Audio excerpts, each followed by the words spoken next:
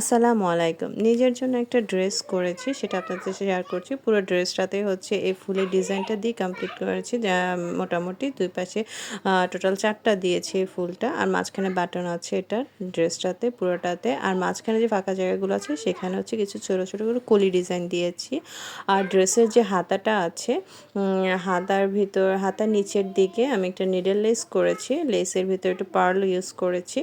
আর হচ্ছে পুরো হাতাটাতে যে ছিটা কাজ হিসেবে কলি ডিজাইনগুলো দিয়েছি। এটার সাথে যে হিজাবটা আছে, হিজাবটাতেও আমি কলি ডিজাইনগুলো আছে ওগুলো দিয়ে কমপ্লিট করেছি। হিজাবটা কিন্তু বড়, এটা ওড়নার সমান হিজাবটা।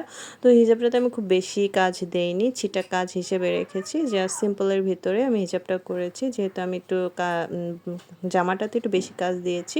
তো হিজাবটা একটু সিম্পল করেছি, ছিটা কাজ হিসেবে কলি ডিজাইনগুলো দিয়ে কমপ্লিট করেছি। তো এটার সাথে ম্যাচ করে চুড়ি করেছি।